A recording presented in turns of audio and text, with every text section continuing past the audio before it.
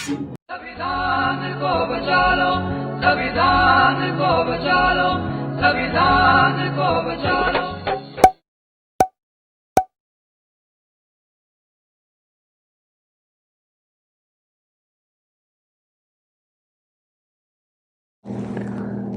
ਵਾਹਿਗੁਰੂ ਜੀ ਕਾ ਖਾਲਸਾ, ਵਾਹਿਗੁਰੂ जी की फतेह। सत श्री अकाल, नमो बुद्धाय, जय मूल्यवान साथियों, अस्सलाम वालेकुम। इसको आप लाइक करें और वीडियो को शेयर करें और अपने जो दोस्त मित्र आप लोगों के हैं सभी को इसके साथ में जोड़ें, क्योंकि हम बात करते हैं सच्चाई की और गुरु नानक साहिब के जो बताए मिशन पर हम चल रहे हैं और एकता की बात कर रहे हैं। सभी को प्यार करते हैं हम और जो है जो नफ़रत की आग लगी है चारों तरफ उसको हम बुझाने की कोशिश कर रहे हैं। और गुरुओं का संदेश है कि जो सच बोलना चाहिए उसको हम फॉलो कर रहे हैं। गुरु नानक साहिब की फुलवाड़ी है और गुरु नानक साहिब ने ही हुक्म किया है कि सारी दुनिया उसकी फुलवाड़ी है वाहिगुरु की, तो सबसे प्यार करना चाहिए, ऐसा हमारा मकसद है। तो किताब के बारे में जिक्र करने से पहले मैं आपको एक शेर सुनाना चाहता हूँ। शेर मेरी अपनी लिखी हुई होती है और मैं इनको सुनाना चाहता हूँ आपको। चारों तरफ लगी है जो झूठ की आग, उसको हम सच की बारिश से बुझाने की कोशिश कर रहे हैं। चारों तरफ फैला है जो अज्ञान का अंधकार, उसको हम सच ज्ञान से मिटाने की कोशिश कर रहे हैं। तो साथियों, आज हम 9वें पार्ट के बारे में बात करेंगे। तो हमारा विषय चल रहा है जागो मूल निवासियों जागो, ये हमारा इसका प्रोग्राम का नाम है। और इसमें हम बात कर रहे हैं पुस्तक का जो है मूल निवासी जागृति संवाद, इस पर बात कर रहे हैं। तो इसमें जो है पार्ट 9वें में बात करेंगे हम। और इसमें जो इन्होंने जो किताब लिखी है इसके अंदर काफ़ी अच्छी जानकारी दी है। और अभी जो बात करेंगे हम दास्तां, षड्यंत्र व भ्रष्टाचार के ग्रंथ व शास्त्र। मैं आपको दिखा देता हूँ पहले कि जो लिखा है इसमें। मेरा कोई अपना किताब लिखी नहीं है कि जो अगर आप लोग सोचेंगे कि मैंने इसमें जो लिखा है, तो ये किताब और की लिखी है। जो उन्होंने मनुवादी लोग इसको सुनकर मेरे ख्याल से नाराज़ भी होंगे, लेकिन जो सच है उससे बहुत सारे सहमत भी नहीं होते। तो इस करके हम सच बोलेंगे और हमारे गुरुओं का हमारे आशीर्वाद है हमारे ऊपर, तो हम कोशिश करेंगे पूरी सच की बात करने की। और जब तक हमारी जान में जान है, शरीर में जान है, तब तक हम सच का रास्ता नहीं छोड़ेंगे। और ये तो दुनिया चली है, जा रहा है, कोई आ रहा है, संसार है, लेकिन हमारा मकसद है सच को फैलाने का, तो सच हम फैला रहे हैं। इसमें जो लिखा है, जो इनके ग्रंथ हैं उनके कुछ पॉइंट लिखे हैं, तो वो एक एक पॉइंट बताऊंगा। क्या क्या जो मूल निवासी लोग हैं उनको, शूद्रों को जो उनको हक से हीन किया है या उनके हक मार लिए हैं, इन्होंने नहीं किया, इनके धर्म ग्रंथों में लिखा है, तो उसको मानकर ये ऐसा काम करते हैं और करते आ रहे हैं और करेंगे भी। क्योंकि जब तक ये अपने धर्म ग्रंथों को नहीं छोड़ेंगे तब तक इनमें तब्दीली नहीं आ सकती। तो जो लिखा है, यह जो ब्राह्मण, क्षत्रिय, वैश्य व शूद्र चारों वर्ण को जो विभाजन है वह मेरे द्वारा रचा गया है, ऐसा गीता के अंदर लिखा 4:13। और मेरी शरण में आकर स्त्री, वैश्य, शूद्र किसी जिनकी उत्पत्ति मेरी शरण में आकर स्त्री, वैश्य व शूद्र भी जिनकी उत्पत्ति आप पाप योनि से हुई है, परम गत को प्राप्त हो जाते हैं, ऐसा भगवत गीता के अंदर लिखा है। पृष्ठ है जो में 932 पॉइंट। तो साथियों, इसमें जो लिखा है ऐसा कि मेरी शरण में आकर पर ये नहीं लिखा है इन्होंने कि मरने के बाद की बात कर रहे हैं या पहली बात कर रहे हैं, क्योंकि जब से इन्होंने शूद्रों को बनाया है, शूद्र उस वक्त से आज तक उसको सुधार नहीं आया। चाहे वो इसमें कृष्ण राज आया, राम राजा आया है या कुछ भी आया है, जो भी इनकी शरण में गया कभी सुधार नहीं आया। ये सब बातें इनकी अपनी लिखी हैं, तो ऐसा नामुमकिन है, मुमकिन नहीं है। तो इन्होंने जो लिखा है, शूद्र का प्रमुख कार्य तीनों वर्णों की सेवा करना, ऐसा महाभारत में लिखा है। जो महाभारत की जो अपना देखा होगा, जिसमें शकुनी कहता बेटा दुर्योधन दायां दिखा के बायां मारना, इसको शतरंज की चाल कहते हैं। तो ये शतरंज की चाल है इसमें कि सबकी सेवा करना, ऐसा कुछ नहीं होता, इनकी अपनी थिंकिंग है। शूद्र तपस्या करे, जो राज्य निर्भरता निर्धनता में डूब जाएगा। शूद्र तपस्या करे तो राज्य निर्धनता में डूब जाएगा तथा राजा निस्संदेह नरक में जाएगा। ऐसा इन्होंने डरा रखा उन लोगों को कि जो राजा है, अगर उसकी इसमें जो जैसे राम की उसमें तपस्या की थी उन्होंने, जो शंबूक का गर्दन काटा है, तो उसमें इसको राम को डराया होगा, कहने भी आप तो नरक में जाएंगे सीधे। तो इस करके उसकी गर्दन कटवाई इन्होंने, क्योंकि उनके साथ ब्राह्मण भी देखे गए हैं। तो ऐसा इनका मानना है, ऐसा सच नहीं है, झूठ है ये सारा कुछ। इंद्र ने कहा, मैंने दस्युओं, राक्षसों तथा शूद्रों को आर्य कहलाना बंद कर दिया, ऐसा लिखा है ऋग्वेद में। ढोल गवार शूद्र पशु नारी, सकल ताड़न के अधिकारी रामचंद्र मानस, जो उसमें लिखा है।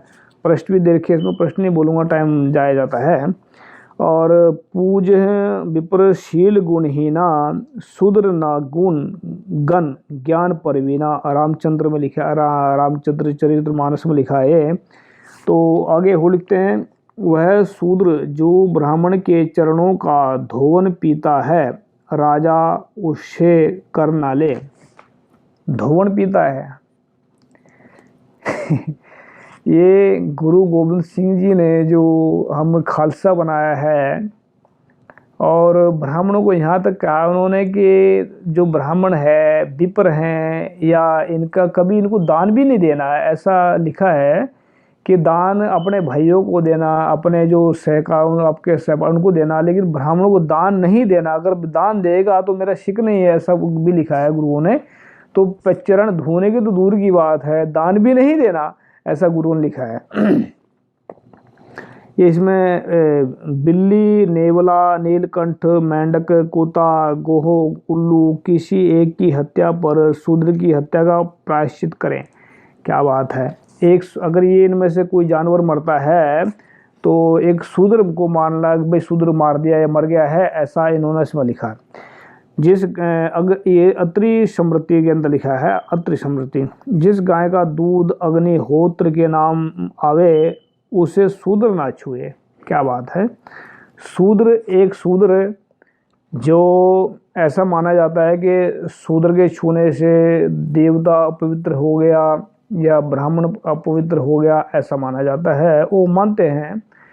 लेकिन ऐसा क्या देवी देवताओं के अंदर इतनी शक्ति नहीं है क्या, या पूरे ब्राह्मण समाज के अंदर इतनी शक्ति नहीं है क्या जो एक शूद्र को पवित्र कर दें? नहीं है, क्योंकि शूद्र के अंदर पावर है, इस करके नहीं कर सकते। ये मानसिक बीमारी है और कुछ नहीं है। इन्होंने मान लिया कि शूद्र हैं और अपना को सर्वश्रेष्ठ मान ले। सर्वश्रेष्ठ कोई नहीं होता, सर्वश्रेष्ठ वह होता है जो गुणों से भरपूर हो, और चाहे वो किसी भी तबके का हो। और जो शैतान होता है, नीच होता है, जो नीच वो होता है जो गुणों से भरपूर हो, जिसके अंदर गुण बहुत सारे हों, वह शैतान होता है, या नीच कह सकते हैं उसको, जो अवगुणों से भरपूर है। चंडाल को देखकर सूर्य के दर्शन करे तब वह शुद्ध होता है। चांडाल का स्पर्श होने पर वस्त्र सहित स्नान करें। प्रास्तर स्मृति 6। शूद्र को सोमरस पिलाना वर्जित है। सोमरस का मतलब है दारू, दारू पिलाना। सब उसको आज जो हालात हैं जितने भी ठेके खुले हैं पूरे भारत के अंदर, शूद्र ही पीते हैं दारू। ये तो बहुत कम पीते हैं, ये तो दूसरी पीते हैं, लेकिन दारू जो है सोमरस वो पीते हैं शूद्र, जितने को शूद्र बना, क्योंकि उनका दिमाग ब्लॉक कर दिया गया ऐसे ऐसे ठेके खोलकर चारों तरफ। तो उनको परेशान किया जा रहा है, उनको हर तरफ से, किसी को ड्रग्स में फंसा रखा है, किसी को दारू में फंसा रखा है, ऐसा इन्होंने फंसाया है। अभी इसमें लिखा है सोमरस ना पिलाएं। ये वक्त के अनुसार चेंज हो जाते हैं इनके नियम। शूद्र केवल दूसरों का सेवक है, इसके अतिरिक्त उसका कोई अधिकार नहीं है। दूसरों का सेवक है। गुरु गोविंद सिंह जी ने क्या कहा, इन्हें सिखन को देव पातशाही, इन्हें गरीब सिखन को देव पातशाही, याद रखे में हमरी गुरु आए। गरीब सिखों को गुरु गोविंद सिंह जी ने बादशाह बनाया है। और ये क्या कहते हैं कि शूद्रों को कोई अधिकार नहीं है। गुरु गोविंद सिंह जी ने अपने खालसे को एक घोड़े पर बैठने का अधिकार दिया। ये जो पगड़ी बांध रखी सिर पर, ये बादशाह की ताज है, ये बादशाह है। और जहाँ पर बैठा है गुरु गोविंद सिंह जी कहते हैं, जब तक खालसा मेरा रूप है खास, खालसे में हूँ करो निवास। गुरु गोविंद सिंह जी ने अपना बादशाह बना अपना बच्चे को। तो ये जो इनकी जो मानसिकता है, बीमार मानसिकता है, और इससे बाहर निकले। तो इसमें जो लिखा है, मैं किताब के पढ़े बता रहा हूँ, वो जो किताब का लिखा है, यदि कोई ब्राह्मण किसी शूद्र को शिक्षा दे तो उस ब्राह्मण को चांडाल की ही भांति त्याग देना चाहिए।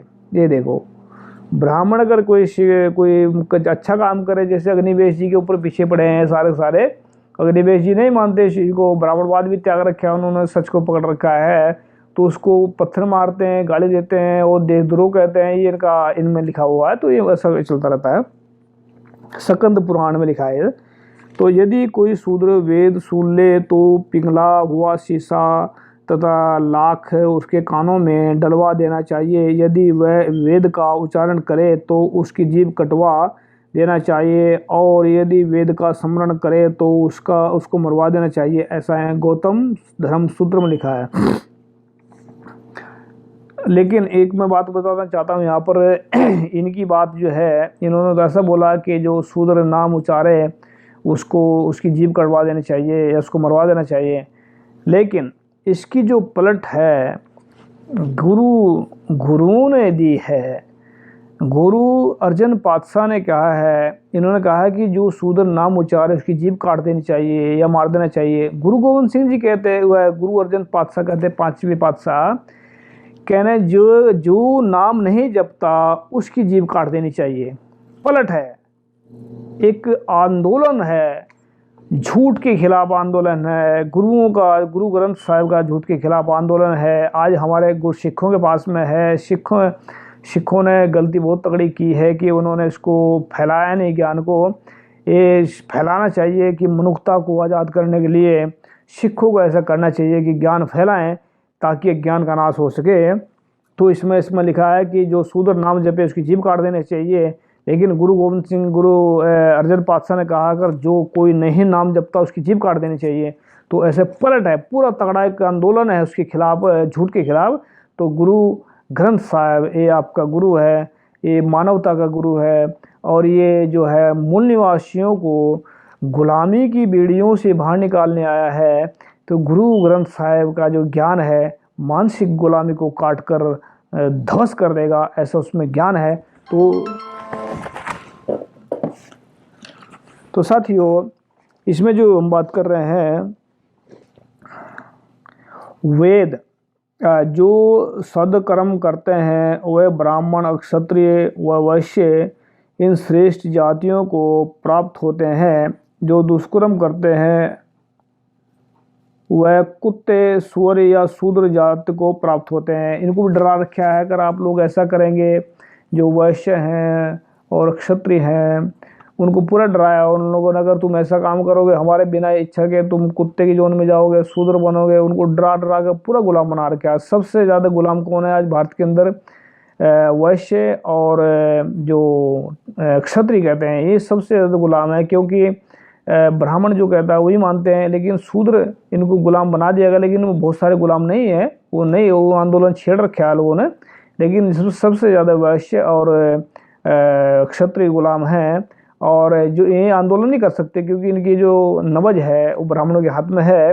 तो ऐसा इसमें लिखा है कि अगर वो ऐसा करेंगे, उनके खिलाफ करेंगे, तो वह कुत्ते की जुर्म में जाएंगे या सूअर की जुर्म में जाएंगे, ऐसा लिखा है। ऐसा हकीकत नहीं है, ये झूठ लिखा है।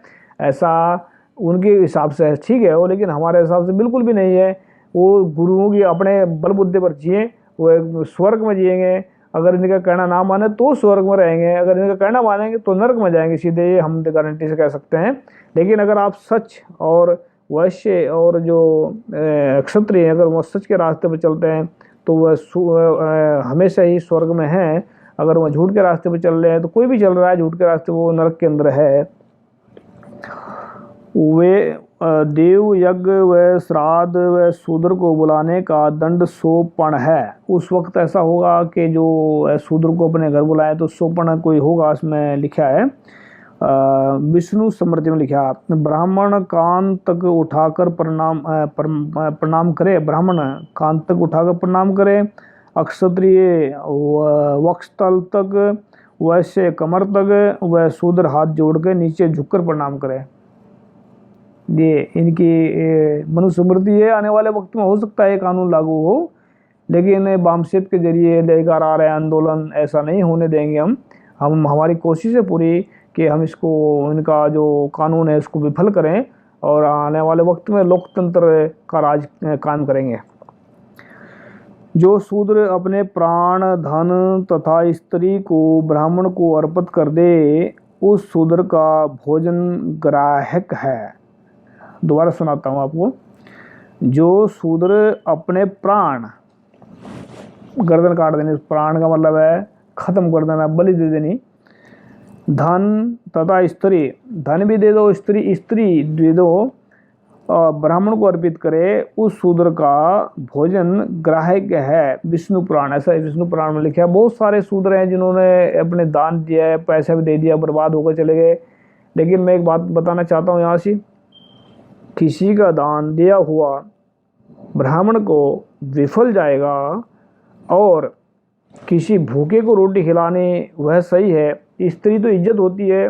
गुरु साहब ने कहा है स्त्री पुत्र निशान है और जो स्त्री है वो मेरा मान है, ऐसा लिखा है कहीं। तो गुरुओं ने जो है उसमें संदेश दिया है कि कैसा बिल्कुल नहीं करना है कि स्त्री को, ये तो अपनी स्त्री को जो है इन्होंने जुए में हार रखा है, तो ये कौन सी इज्जत करेंगे उनकी। तो ऐसा उसमें लिखा है कि स्त्री को जो है इन्होंने दान कर देने, ये उसको मैं शूद्र का भोजन, फिर उसके बाद में सब कुछ लागू है। तो ऐसा बिल्कुल ये इनकी सोच गंदी सोच है। गंदी सोच से हम ऊपर उठना चाहते हैं, ऊपर उठें सभी के सभी। तो इसमें लिखा है, इसमें ब्राह्मण की उत्पत्ति देवताओं से व शूद्र की उत्पत्ति असुरों से हुई। देवताओं से हुए ब्राह्मण की उत्पत्ति। इसमें तैत्तिरीय ब्राह्मण में लिखा है, यदि शूद्र जप तप होम आदि शुभ कर्म करे तो राजा द्वारा दंडनीय है। शुभ कर्म भी दंडनीय करेगा, अगर शूद्र कोई शुभ काम करेगा उसको दंडनीय किया जाएगा, ऐसा इसमें राजा दंड नहीं करे। यज्ञ करते गौतम सूत्र धर्म सूत्र, गौतम का भी लिखा। अच्छा, यज्ञ करते समय शूद्र से बात करनी नहीं चाहिए, ना करनी चाहिए। सप्त प्राण में लिखा है इसमें। तो इसमें ग्रंथों के इसमें उपदेश रखे हैं। तो आर्य धर्म के चमत्कार, जैसे इन्होंने पूरे मूल निवासियों को चमत्कारों में फंसा रखे हैं, तारे टूट के नीचे आ गए हों, या धरती जो है उस पर बैल की सिंग पर टंगी है या नाग के उस पर टंगी है, ऐसा इनका मानना है। लेकिन धरती तो घूम रही है हवा के इसमें, तो रब के इसमें घूम रही है, ये किसी के ऊपर नहीं टिकी है। इससे बाहर निकले सभी के सब। ना धरती बैल के ऊपर टिकी है, ना सांप के ऊपर टिकी है, धर्म के ऊपर टिकी है। धर्म का सहारा पूरा घूम रहा है सारा सिस्टम, ये पूरे ब्रह्मांड के अंदर, ये इससे बाहर निकले सभी के सभी। आर्य धर्म के चमत्कार, अपने कम जनसंख्या से निपटने का आर्य उपाय, आर्य समर्थक काल्पनिक देवी देवताओं की फौज। काल्पनिक, ये दिखाता हूँ आपको।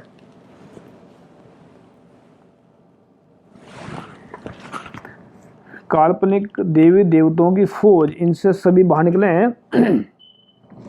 और इसमें क्या है, उपास्य नामावली यदि लिखी जाए, वह 200 देवी देवते के नाम प्रति पृष्ठ लिखें तो लिखें जाए तो ऊंचाई 354 फीट होगी, कुतुब मीनार से 1.5 गुना ऊपर।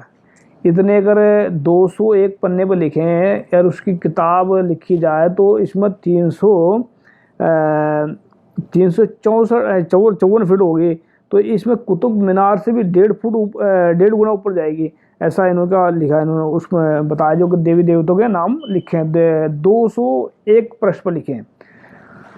और ये फार्मूला, इस फौज के काल्पनिक किस्से सुनाकर मूल निवासियों को भयभीत व भ्रमित रखो, ऐसा इनका फार्मूला है। 33 करोड़ देवी देवता, उपस्य संख्या 33 करोड़, आबादी विश्व की 3 करोड़, आबादी भारत की 1 करोड़, उपस्य प्रति व्यक्ति 33, प्रजाति पशु जगत 20 लाख, प्रजाति वनस्पति 2.7 लाख।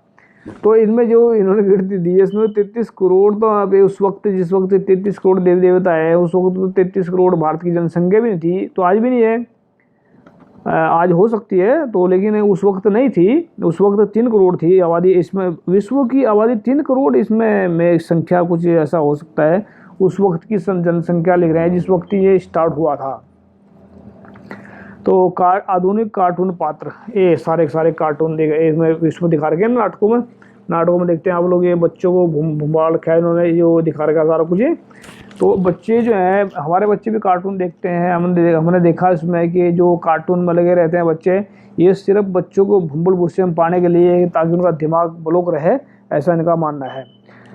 इन्होंने जो कार्टून का जो सिस्टम छेड़ रखा है तो उनको भंबल भुस्से में पाने के लिए ऐसा इन्होंने स्टार्ट किया। तो इनसे बाहर निकले तभी आदमी का दिमाग कामयाब होगा, अगर इनसे बाहर निकलेंगे तो। इन्होंने लिखा अगर 33 करोड़ देवी देवते का अगर नाम भी ले आज इंसान, तो कब से स्टार्ट करना और कितने दिन के बाद पूरा होगा। 10 वर्ष की आयु से शुरू करे रोजाना, अगर रोजाना 10 वर्ष की आयु से करें 10,000 रोजाना पढ़े, देवी देवताओं का नाम पढ़े, तो अंतिम उपास्य का नाम लेते समय उसकी आयु तकरीबन 100 वर्ष 5 महीने होगी। अब एक ही नाम लेने पर अगर इतने नाम रोजाना 10,000 नाम ले रोजाना, फिर इतनी आयु होगी। तो ये सब के सब इसमें डरा रखे हैं लोगों को। भिन्न भिन्न आस्था देवी देवता संस्कार त्योहार व अवसर पर स्त्री पुरुष के अक्षेत्र जात के कुल वंश के अक्षेत्र प्रदेश के प्रयोजन आयोजन उद्देश्य के। तो जो आस्था का भ्रमजाल व भंवर जाल, इन्होंने क्या क्या बो रखे हैं बीज। संतवाद, पंजाब के अंदर फैला हुआ पूरा संतवाद, पूर्वजवाद, लीलावाद, नक्षत्रवाद, मायावाद, कर्मवाद, भाग्यवाद, हटवाद, बुद्धिवाद, अहमवाद, इस दिग्स्वरवाद, अज्ञेयवाद, ख्यातिवाद, आनंदवाद, बहुईश्वरवाद, प्रतिफलवाद, सर्वमोक्षवाद, चमत्कारवाद, स्वमोक्षवाद, अब्रह्मवाद, अवतारवाद, पुनर्जन्मवाद, कर्मकांडवाद, विश्वेश्वरवाद, अंत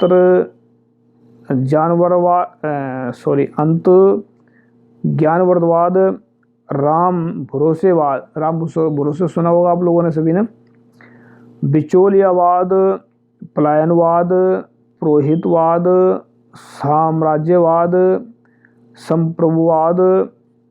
संप्रभुतावाद, निरुद्देश्यवाद, निराशावाद, परिणामवाद, भौतिकवाद, प्रकृतिवाद, साम्यवाद, भविष्यवाद, अनैतिकवाद, अनैतिकवाद, संन्यासवाद, अवसरवाद, कल्पनावाद। ये सारे के सारे जितने वाद हैं, मनुष्य को भंबल भुस्से में पाने के लिए है। तो ये जो चल रहा है सारा सिस्टम, सबको मतलब जो दिखा देते हैं सपने, ऐसा भविष्य में क्या होगा या भविष्य आपका पूरा बड़ा जन्म क्या था, ये सारा का सारा सिस्टम एक काल्पनिक सिस्टम है। इससे सभी के सभी बाहर निकले, और इसमें जो फंसे हुए लोगों को कैसे बाहर निकालना है, ये सच निकाल सकता है। और सच एक ऐसा तूफान है जो हमेशा के लिए इसको ख़त्म कर देगा। जितने देवी देवता, जितने दर्शन, उतने अवसर लूटने खाने के, यानी जितने देवी देवता इनके हैं उतने ही दर्शन हैं, उतने इनके लूटने खाने के काम है। तो ऐसा इन्होंने लिखा है। तो साथियों, ये हमारा था 9वां पार्ट, और आने वाले वक्त में हम 10वां पार्ट लेकर आ रहे हैं। और साथियों, 10वें पार्ट में हम होंगे गुलामी की अवस्था के संस्कार, गुलामी कैसे बनाते हैं इंसान को, ये। तो मैं लास्ट में वही शेयर करना चाहता हूँ। झूठ की जो लगी है चारों तरफ आग, चारों तरफ जो लगी है झूठ की आग, उसको हम सच की बारिश से बुझाने की कोशिश कर रहे हैं। चारों तरफ जो फैला है अज्ञान का अंधकार, उसको हम सच के ज्ञान से मिटाने की कोशिश कर रहे हैं। कुछ हम मिटाएंगे, कुछ आप भी मिटाएं, और एक दिन होगा उजाला हम सभी के घरों में, एक दिन ज्ञान होगा सभी के घरों में, और जो अंधकार जो फैला है चारों तरफ एक मिट जाएगा। तो सभी ने सुना ध्यान से, सबका धन्यवाद। और हम चाहते हैं कि इस वीडियो को आप शेयर करें, इसको लाइक भी करें, और जन जन तक पहुंचाए ये जानकारी, ताकि हमारी आने वाली पीढ़ियां गुलाम होने से बचें। सबका थैंक यू, सत श्री अकाल, वाहिगुरु जी का खालसा, वाहिगुरु जी की फतेह, अस्सलाम वालेकुम, थैंक यू।